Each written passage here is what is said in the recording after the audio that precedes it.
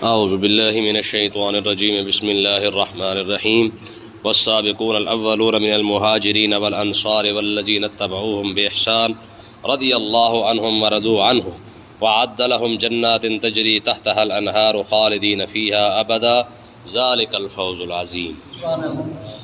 یہ آیت کیونکہ منافقین کا ذکر ہو رہا تھا تو منافقوں کے ساتھ ساتھ اللہ تعالیٰ نے صحابہ کرام کی شان بھی ساتھ ہی بیان فرما دی ہے تاکہ پتہ چل جائے کہ جس طریقے سے مدینہ پاک کے اندر منافقین موجود تھے اسی طریقے سے صاحب ایمان لوگ بھی موجود تھے، ٹھیک ہے، اور کیسے کیسے لوگ تھے؟ فرمایا والسابقون الاولون، سب سے پہلے لوگوں سے بھی بڑھ کر لوگوں سے سب سے پہلے ایمان لانے والے، من المہاجرین والانصار، جو ایمان میں سبقت لے جانے والے کون تھے؟ کچھ مہاجرین میں سے تھے، کچھ انصار میں سے تھے۔ یاد رکھیں جو پہلے ایمان لائے ہیں ان کو سابقون الاولون کہا جاتا ہے۔ یہ کون سے لوگ ہیں؟ مہاجرین میں سے وہ لوگ ہیں جنہوں نے دو قبلوں کی طرف نماز پڑھی ہے، دو قبلوں کی طرف، یعنی پہلے بیت المقدس کی طرف جب حضور نماز پڑھتے رہے منہ کر کے، وہ تب بھی نماز پڑھتے رہے، یعنی ایمان تب بھی لا چکے تھے۔ پھر آقا علیہ الصلوۃ والسلام کی خواہش پر جب قبلہ تبدیل کر دیا گیا، کعبہ شریف کو قبلہ بنا دیا گیا، تو انہوں نے اس طرف بھی منہ کر کے نماز پڑھی۔ فرمایا مہاجرین میں سے جن لوگوں نے دو قبلوں کی طرف منہ کر کے نماز پڑھی ہے یہ سب سے پہلے سبقت لے جانے والے لوگ ہیں، ٹھیک ہے۔ اور انصار میں سے کون ہے؟ فرمایا انصار میں سے وہ لوگ سبقت لے جانے والے ہیں، پہلے کلمہ پڑھنے والے ہیں، جنہوں نے آقا علیہ الصلوۃ والسلام کے ہاتھ پر بیعت عقبہ اولا کی تھی، یعنی پہلی بیعت کی تھی۔ یہ 6 لوگ تھے، مدینہ پاک سے آئے تھے۔ آقا علیہ الصلوۃ والسلام جب تبلیغ فرما رہے تھے مکہ کے اندر تو سب سے پہلے مدینہ طیبہ سے 6 لوگ آئے تھے جنہوں نے آ کے آقا علیہ الصلوۃ والسلام کی باتوں کو سنا، حضور کی تبلیغ کو سنا، ارشادات کو سنا۔ سننے کے بعد ان کو سمجھ آ گیا، ٹھیک ہے، کیونکہ مدینہ کے یہودی تو بتاتے رہتے تھے اکثر ان کو کہ ایک نبی آنے والا ہے، اب وہ آ جائے گا تو ان کے ساتھ مل کر ہم تمہارے ساتھ جنگ کیا کریں گے۔ تو یہ باتیں مدینہ پاک کے اندر پہلے پہنچ چکی تھیں، تو بہرحال انہیں کچھ نہ کچھ اندازہ تھا کہ یہ جس زمانے کے اندر ہم جی رہے ہیں اس زمانے کے اندر نبی آخر الزمان تشریف لانے والے ہیں۔ تو جب وہ آئے مکہ کے اندر جب پہنچے تو آقا علیہ الصلوۃ والسلام کے بارے میں انہوں نے سنا تو حضور سے ملاقات کی، اور ملاقات کرنے کے بعد جب حضور نے ان کو دعوت دی تو وہ متاثر ہوئے۔ تو یہ بیعت عقبہ اولا تھی جس کے اندر 6 لوگوں نے کلمہ پڑھا، ٹھیک ہے۔ پھر یہ چلے گئے، پھر انہوں نے مدینہ پاک جا کر کوششیں کی تو اللہ تعالیٰ نے ان کی برکت سے اگلے سال جب یہ آئے تو پھر 12 لوگ تشریف لے کے آئے، تو پھر 12 لوگوں نے کلمہ پڑھ لیا، اس کو بیعت عقبہ ثانیہ کہا جاتا ہے۔ پھر یہ 12 لوگ جب کلمہ پڑھ کے گیا تو پھر انہوں نے 12 لوگوں نے جا کے وہاں پہ محنت کی، مشقتیں کی، لوگوں کو سمجھایا، تبلیغ کی، ٹھیک ہے۔ دن رات انہوں نے جب محنت کی تو اللہ تعالیٰ نے ان کی محنت کے صدقے 70 لوگوں کو کلمہ پڑھوا دیا۔ پھر یہ 70 لوگ تیسرے سال کلمہ پڑھنے کے لیے تشریف لائے، ٹھیک ہے۔ تو حضور رسول اللہ کی بارگاہ میں جب یہ حاضر ہوئے تو ان 70 لوگوں نے جب کلمہ پڑھ لیا تو اللہ تبارک و تعالیٰ نے ارشاد فرمایا یہ بیعت عقبہ ثالثہ تھی، یعنی تیسری بیعت تھی۔ پہلے سال 6، دوسرے سال 12 اور تیسرے سال 70 لوگوں نے پھر کلمہ پڑھ لیا۔ تو جب یہ 70 لوگوں نے کلمہ پڑھا تو اللہ تبارک و تعالیٰ نے ارشاد فرمایا یہ وہ لوگ ہیں جو سب سے پہلے کلمہ پڑھنے والے ہیں۔ مہاجرین میں وہ جنہوں نے 2 قبلوں کی طرف نماز پڑھی، ٹھیک ہے، وہ جو مسجد قبلہ تین آج بھی موجود ہے نا، ٹھیک ہے، جنہوں نے 2 قبلوں کی طرف نماز پڑھی، بیت المقدس کی طرف بھی منہ کر کے نماز پڑھی اور پھر بیت اللہ شریف کی طرف بھی منہ کر کے، کعبہ شریف کی طرف بھی منہ کر کے نماز پڑھی، تو اللہ تعالیٰ نے ارشاد فرمایا یہ سابقون الاولون ہے، ٹھیک ہے، یہ پہلے سبقت کرنے والے لوگ ہیں، کلمہ پڑھنے والے۔ اور پھر انہی کے اندر بھی اب دیکھیں والذین اتبعوہم بإحسان، آگے اللہ تعالیٰ نے ارشاد فرمایا پھر وہ لوگ جو اچھائی کے ساتھ ان کی اتباع کرتے ہوئے جنہوں نے کلمہ پڑھ لیا ہے، یعنی ان لوگوں کی محنت کی وجہ سے، ان لوگوں کے کلمہ پڑھنے کے بعد پھر بعد میں جن لوگوں نے کلمہ پڑھا ہے صحابہ کرام میں سے، اللہ تعالیٰ نے ان سب کو پھر کیا انعام دیا؟ فرمایا رضی اللہ عنہم ورضوا عنہ، اللہ ان سے راضی ہو گیا، یہ اللہ سے راضی ہو گیا، ٹھیک ہے۔ جتنے صحابہ کرام تھے پھر یہ انعام سب کو عطا فرما دیا گیا۔ بلکہ کچھ علماء تو کہتے ہیں کہ جس بندے نے کلمہ پڑھا ہے اور صاحب ایمان ہے، فرمایا اللہ تعالیٰ نے پھر قیامت تک اس کو بھی یہ سند عطا فرما دی ہے۔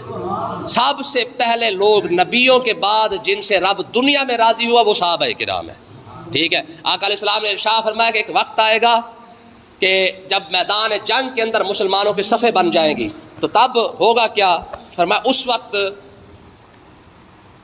ایک شخص کھڑا ہو کے کہے گا کہ اوے مسلمانوں کی جماعت، تمہارے اندر کوئی صحابی ہے جس نے رسول اللہ کی زیارت کی ہو؟ تو اس کو جواب ملے گا ہاں یہاں اس جنگ کے اندر اس صفوں کے اندر رسول اللہ کا صحابی موجود ہے جس نے رسول اللہ کی زیارت کی ہے، ٹھیک ہے. تو حضور علیہ الصلوۃ والسلام نے ارشاد فرمایا میرے اس صحابی کی برکت کی وجہ سے اللہ تعالیٰ جنگ کے اندر فتح عطا فرما دے گا. میں پھر وقت گزرے گا، پھر ایک وقت آئے گا جب مسلمان میدان جنگ کے اندر کھڑے ہوں گے تو ایک شخص کھڑا ہو کے کہے گا کہ اس صفوں کے اندر مسلمانوں کے اندر کوئی ایسا شخص بھی ہے جس نے رسول اللہ کے صحابی کی زیارت کی ہو. پہلے صحابی کی بات، پھر تابعی کی بات، ٹھیک ہے. کوئی ایسا شخص موجود ہے جس نے رسول اللہ کے صحابہ کی زیارت کی ہو.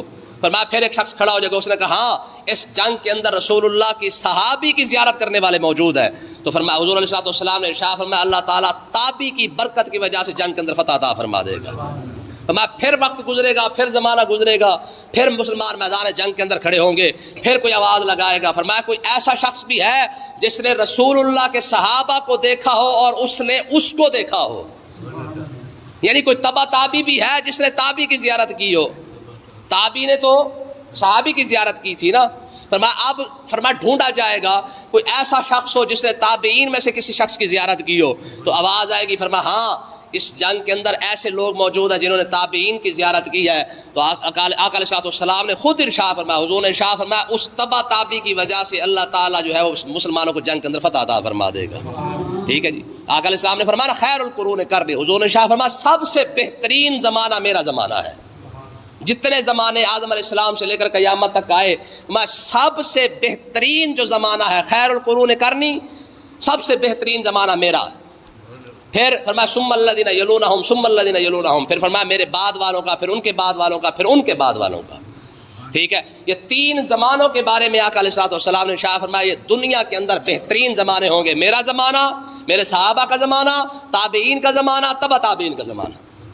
اور ہوا بھی ایسے، یہ بہترین زمانے تھے. صحابہ کے دور کے اندر اللہ تبارک و تعالیٰ نے اسلام کو غلبہ عطا فرمایا. ٹھیک ہے. کہاں تک اسلام پھیلا. ٹھیک ہے جی. حضرت سیدنا امیر معاویہ رضی اللہ تعالیٰ عنہ جب تخت پر بیٹھے تو 64 لاکھ مربع میل تک جو ہے وہ اسلام کی سلطنت پھیل چکی تھی. 64 لاکھ. ٹھیک ہے. 10 لاکھ تو آقا علیہ الصلوۃ والسلام کے وصال مبارک پر جو ہے وہ 10 لاکھ مربع میل تو اسلام پھیل چکا تھا. جب حضور کا وصال ہوا تو 10 لاکھ مربع میل پر اسلام پھیل چکا تھا. پھر اس کے بعد پھر صدیق اکبر آئے، پھر فرزا فاروق اعظم، پھر عثمان غنی، مولا علی، یہ سارا پھر پھیلتا پھیلتا جب سیدنا امیر معاویہ رضی اللہ تعالیٰ عنہ کا وصال ہوا، ٹھیک ہے، تو اس وقت 64 لاکھ مربع میل، جب یزید تخت پہ بیٹھا 64 لاکھ مربع میل جو ہے وہ اسلام کی سلطنت پھیل چکی تھی. یہ ساری صحابہ کرام کی محنت تھی. پھر تابعین کا دور آیا تو انہوں نے پھر سب سے زیادہ جو توجہ کی، ٹھیک ہے، حضرت عمر بن عبدالعزیز نے ان کی کروائی. وہ حدیث پاک کا دور تھا. ٹھیک ہے. پھر بڑے بڑے محدثین پیدا ہوئے، بڑے بڑے جناب اجل جو ہے وہ جناب علماء پیدا ہوئے. ٹھیک ہے. امام اعظم ابو حنیفہ جیسا بندہ پیدا ہوا، امام مالک، امام شافعی، امام احمد بن حنبل، یہ بڑے بڑے پھر اللہ تعالیٰ نے جو ہے وہ ستون پیدا فرمائے. امام اعظم ابو حنیفہ نے 80,000 مسئلہ نکال کے سمت کو عطا فرمایا ہے، صرف امام اعظم ابو حنیفہ نے. ٹھیک ہے. پھر امام مالک، امام اعظم ابو حنیفہ کے ہم پلہ تھے، ہم اثر تھے. ٹھیک ہے. پھر امام مالک کو دیکھے 10 لاکھ حدیث کے حافظ تھے. امام مالک 10 لاکھ حدیث کے حافظ ہیں. ٹھیک ہے. اور آقا علیہ الصلوۃ والسلام خود ارشاد فرماتے، فرمایا کہ اللہ تبارک و تعالیٰ اس مدینہ پاک کے اندر ایک عالم دین کو پیدا فرمائے گا. وہ عالم کون ہوگا؟ فرمایا پوری دنیا کے اندر سب سے بڑا عالم دین وہ کہلائے گا، عالم مدینہ اس کو کہا جائے گا. اور عالم مدینہ اور قطب مدینہ عالم مدینہ جو ہے وہ امام مالک رضی اللہ تعالیٰ عنہ کو کہا جاتا ہے. پھر تبع تابعین کا دور آیا، پھر اس کے اندر پھر اور زیادہ جناب اعلیٰ حدیث پر کام ہوا، پھر کتابوں پر کام ہوا. پھر اس کے بعد امام بخاری پیدا ہو گئے، پھر امام مسلم، امام ابن ماجہ، ترمذی، نسائی، پھر یہ سارے کے سارے پیدا ہوتے گئے. ٹھیک ہے. تو اللہ تبارک و تعالیٰ نے ارشاد فرمایا کہ یہ جو سبقت لینے والے تھے یہ وہ لوگ تھے، ٹھیک ہے، جنہوں نے 2 قبلوں کی طرف منہ کر کے نماز پڑھی اور جنہوں نے اپنا 3 بیعتوں کے اندر شامل ہوئے، 70 صحابہ کرام شامل ہوئے. فرمایا اور پھر اس کے بعد جن صحابہ کرام نے بھی کلمہ پڑھا رضی اللہ عنہم ورضوا عنہ، اللہ ان سے راضی ہو گیا. ٹھیک ہے.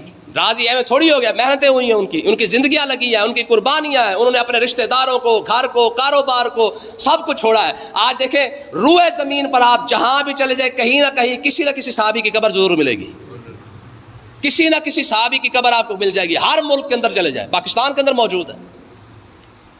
کہاں سے وہ لوگ چلے یار؟ ان کو اپنا گھر پیارا نہیں تھا، ان کو رشتہ دار پیارے نہیں تھے، ان کو کاروبار پیارا نہیں تھا. کہاں ترکی، کہاں استنبول، کہاں یہ پاکستان، ہندوستان، جہاں بھی آپ دنیا کے اندر چلے جائیں، ساؤتھ افریقہ کے جنگلوں تک صحابہ کرام کی قبریں موجود ہیں. نہیں ہے؟ ٹھیک ہے، کتنے بڑے بڑے لوگ ہیں. حضرت ابو ایوب انصاری میزبان رسول، لیکن وصال کہاں ہوا؟ ترکی کے اندر جا کے. سعد بن معاذ رضی اللہ تعالیٰ عنہ حضور علیہ الصلوۃ والسلام کے اتنے چہیتے صحابی تھے. ٹھیک ہے، آپ خود اندازہ کریں جب حضور علیہ الصلوۃ والسلام ان کو جب بھیجنے کے لیے آئے نا، غالباً مدین بھیج رہے تھے غالباً، تو حضور 7 میل تک ان کے ساتھ پیدل چلتے رہے. ٹھیک ہے، محبت اتنی زیادہ تھی کہ حضور علیہ الصلوۃ والسلام، حالانکہ حضور کسی کو بھی چھوڑنے آتے تو مسجد کے دروازے تک چھوڑ دیتے تھے، لیکن سعد بن معاذ رضی اللہ تعالیٰ عنہ کو چھوڑنے کے لیے بھی حضور آئے تو 7 میل تک چلتے ہی رہے. ٹھیک ہے جی، دل ہی نہیں کر رہا تھا جدا ہونے کو. 7 میل تک جب حضور پہنچے تو حضور نے ارشاد فرمایا سعد جب تم واپس آؤ گے تو پھر میری قبر پہ آؤ گے، اب تمہاری ہماری ملاقات نہیں ہوگی. تو رو پڑے. ٹھیک ہے، یہ قربانی ہے ان لوگوں کی. ہمیں تو بیٹھے بیٹھے گھر مل گئے، کھٹا میٹھا بھائی ہم بن گئے، اور ہمیں جناب اللہ سارا کوئی مفت مل گیا تو ہم سمجھتے ہیں ہم سے ذرا جنتی کوئی نہیں ہے. جنہوں نے سب کچھ لیا، جن کو اتنی بڑی سند ملی رضی اللہ عنہم ورضوان. یار نبی تو معصوم عن الخطا ہے نا، نبی کا تو ڈائریکٹ رب کے ساتھ رابطہ ہے وحی کے ذریعے. لیکن یہ وہ لوگ ہیں جنہوں نے قربانیوں کے ساتھ اللہ تعالیٰ نے ان کو یہ مقام عطا فرمایا. ہمارا رب ان سے راضی ہو گیا، ان کی محنت کی وجہ سے، ان کی قربانیوں کی وجہ سے. وَأَعَدَّ لَهُمْ جَنَّاتٍ تَجْرِي تَحْتَهَا الْأَنْهَارُ خَالِدِينَ فِيهَا أَبَدًا. دیکھو یار، اللہ تعالیٰ نے ان کے لیے ایسے جنتیں تیار کر رکھی ہیں جن کے نیچے نہریں بہ رہی ہیں اور ہمیشہ ہمیشہ اس کے اندر رہیں گے. یہ نہیں رہیں گے تو کون رہے گا؟ جن کی اتنی بڑی بڑی محنتیں ہیں. ٹھیک ہے، پھر ان سارے صحابہ کرام میں دیکھیں، سب سے پہلے تو سیدنا صدیق اکبر کلمہ پڑھا ہے نا. پھر جتنے آپ کو عشرہ مبشرہ صحابی ملتے ہیں نا، آپ اکثر لفظ سنتے ہیں عشرہ مبشرہ، یعنی وہ 10 صحابہ کرام جن کو اللہ تعالیٰ نے، اللہ کے رسول نے جو جنت کی خوشخبری عطا فرمائی دنیا کے اندر، ان 10 میں سے بھی 6-7 بندے ایسے ہیں جو صدیق اکبر کے کہنے پر کلمہ پڑھے ہیں. ٹھیک ہے، صدیق اکبر کے کہنے پر انہوں نے کلمہ پڑھا ہے. حضرت بلال تو مشہور ہے نا کہ صدیق اکبر کے کہنے پر انہوں نے خرید کے پھر لے آئے، تو پھر انہوں نے جناب حضرت بلال مشہور ہے صدیق اکبر کی بات پر کہ صدیق اکبر ان کو خرید کر لائے تھے. سارا کچھ آپ حیران ہوں گے، عثمان غنی رضی اللہ تعالیٰ نے جو کلمہ پڑھا ہے وہ بھی صدیق اکبر کے کہنے پر پڑھا ہے. ٹھیک ہے، حضرت بلال کہتے تھے انا حسنۃ من حسنات ابی بکر، میں حضرت ابو بکر صدیق کی نیکیوں میں سے ایک نیکی ہوں. ایک نیکی صدیق اکبر کی نیکیوں میں سے ایک نیکی کا نام بلال ہے، باقی سارا کو چھوڑ دیں. اور ایک نیکی کا نام عثمان غنی ہے. ٹھیک ہے، عبد الرحمن ابن عوف رضی اللہ تعالیٰ عنہ عشرہ مبشرہ میں شامل ہے، یہ بھی صدیق اکبر کے کہنے پر انہوں نے کلمہ پڑھا ہے. یعنی 10 صحابہ کرام جن کو رسول اللہ نے جنت کی خوشخبری دنیا میں عطا فرمائی ہے، وہ ساری کی ساری محنت صدیق اکبر کی ہے. ٹھیک ہے، تو اللہ تعالیٰ نے ارشاد فرمایا خالدین فیہا. فرمایا یہ صحابہ کرام، دیکھیں نا جی، آج بھونکنا آسان ہے نا، جس پر مرضی بھونک دیں. کوئی مولا علی کے خلاف بھونک دیتا ہے، کوئی امیر معاویہ رضی اللہ تعالیٰ کے خلاف بھونک رہا ہے. ٹھیک ہے جی، وہ خدا کی قسم یہ واحد ہم خوش قسمت ہے، چاہے صحابی کی بات آئے چاہے اہل بیت کی بات آ جائے، ہمارا تو سینہ ہی ٹھارا جاتا ہے. ہم کسی کے خلاف نہیں ہیں، کیونکہ جو بڑے ہیں تو بڑے ہیں، ان کے معاملات وہ جانے، ہمیں کیا لگے. ٹھیک ہے، چاہے مولا علی کی بات آئے پھر بھی سبحان اللہ، امیر معاویہ کی بات آئے پھر بھی سبحان اللہ. رہا مسئلہ ان کا، انہوں نے جنگ کی تھی نہیں کی تھی، کیسے کی ہے، یہ سوال رب جانے اور وہ جانے، ہمیں کیا لگے. بات سمجھ آئی کہ نہیں آئی ہے؟ من یکن یطعن فی معاویہ فذاک قلب من کلاب الحاویہ. ہمارے بزرگوں نے یہ بات لکھی ہے، فرمایا مولا علی تو پھر بھی مولا علی ہے نا، فرمایا جو امیر معاویہ کے خلاف بات کرے وہ بھی جہنم کے کتوں میں سے کتا ہے. ٹھیک ہے، باقی درجات کی بات آ جائے تو سیدنا امیر معاویہ مولا علی کو نہیں پہنچ سکتے ہیں. مولا علی کا درجہ ہزاروں گنا زیادہ بڑا ہے. سیدنا امیر معاویہ سے ہزاروں گنا زیادہ بڑا درجہ ہے مولا علی رضی اللہ تعالیٰ عنہ کا، اس میں کوئی شک نہیں ہے. ٹھیک ہے، جہاں درجات کی بات آئے گی تو پھر درجات میں ونڈ تو ہے نا. جس نے پہلے کلمہ پڑھا رب نے اس کو درجہ بڑا عطا فرما دیا. ٹھیک ہے جی، جو بعد میں آیا اس کو درجہ پھر چھوٹا مل گیا ہے. درجات کا فرق تو نبیوں کے اندر بھی ہے. تلک الرسل فضلنا بعضهم علی بعض منهم من کلم اللہ ورفع بعضهم درجات، کہ اللہ تعالیٰ نے نبوت سب کو عطا فرمائی ہے، لیکن سارے نبی برابر تھوڑی ہے. کوئی وہ نبی ہے جس کے ساتھ رب کلام کر رہا ہے، کوئی وہ نبی ہے جس کو اللہ تعالیٰ ساری مخلوق دکھا رہا ہے، کوئی وہ نبی ہے جس کو اپنا دیدار کروا رہا ہے. ٹھیک ہے، من کلم اللہ ورفع بعضهم درجات. فرمایا کچھ نبی ایسے ہیں جن کے ساتھ رب ڈائریکٹ کلام فرماتا ہے، موسیٰ علیہ السلام، اور ورفع بعضهم درجات. فرمایا کچھ نبی تو ایسے بھی ہیں جو موسیٰ علیہ السلام سے بھی بڑے ہیں، جن کے ساتھ رب خود اپنا آپ دیدار کرواتا ہے. یعنی ہمارے نبی کی بات ہو رہی ہے. ٹھیک ہے، تو اس لیے نا نبی کے لحاظ وصف نبوت کے لحاظ سے سارے برابر ہیں، لیکن درجے اپنے اپنے. اس لیے یہی بات صحابہ کرام کے اندر بھی ہے. ٹھیک ہے، خلفائے راشدین میں سب سے بڑے صدیق اکبر ہے. جب 4 کی بات ختم ہو جائے گی پھر اس سے نیچے والے وہ 10 ہے جن کو اللہ تعالیٰ نے رسول اللہ نے جنت کی خوشخبری عطا فرمائی ہے. ان 10 کے بعد پھر آگے پھر علماء پھر پوری تفصیل بیان کرتے جاتے ہیں. پھر بدر والے آتے ہیں، پھر احد والے آتے ہیں، پھر بیت الرضوان والے آتے ہیں، پھر تبوک والے آتے ہیں. تو جیسے جیسے نیچے آتے جائیں گے درجہ کم ہوتا جائے گا، جیسے جیسے پہلے آتے جائیں گے اللہ تعالیٰ درجہ اور عطا فرماتا جائے گا. امیر معاویہ اور مولا علی کی برابری نہیں ہے، دونوں صحابی، لیکن جہاں درجات کی بات آئے گی تو پھر مولا علی کا درجہ سب سے زیادہ ہے. ٹھیک ہے جی، یعنی ہزاروں درجوں کا فرق ہے امیر معاویہ اور مولا علی کے اندر. ٹھیک ہے، تو اللہ تعالیٰ نے ارشاد فرمایا ذالک الفوز العظیم، یہی سب سے بڑی کامیابی ہے. جن کو اللہ تعالیٰ نے یہ انعام عطا فرمایا یہی بڑی کامیابی ہے. اور پھر آگے بات صحابہ کرام کی شان بیان کرنے کے بعد، دیکھو یار ہے کوئی اتنی بڑی بات؟ نبی کی شان رب بیان کرے سمجھ میں آتا ہے، لیکن نبی کے ساتھ جو مخلص ہو کے لگ گئے رب ان کی شان ایسے بیان کر رہا ہے. اور اگلی بات ہے کہ فرمایا وَمِمَّنْ حَوْلَكُمْ مِنَ الْأَعْرَابِ مُنَافِقُونَ وَمِنْ أَهْلِ الْمَدِينَةِ، فرمایا مسلمانوں تمہارے ارد گرد جتنی بستیاں ہیں نا مدینے کے ارد گرد، تمہارے ساتھ بھی منافق رہتے ہیں، اور من اہل المدینہ، اور مدینے کے ارد گرد بھی منافق رہتے ہیں. یہ نہ سمجھو کہ صرف خالی یہاں پہ منافق رہتے ہیں، نہ، منافقین جو ہے نا جیسے یہاں پر رہتے ہیں ویسے مدینے کے ارد گرد بھی رہتے ہیں. اس طریقے سے آج جیسے صاحب ایمان لوگ موجود ہیں چاہے تھوڑے بھی ہوں، منافق آج بھی موجود تو ہے نا. آج تو بلکہ منافقت کی ویسے بہتات ہے، آج تو منافقوں کا مسئلہ ہی کوئی نہیں ہے.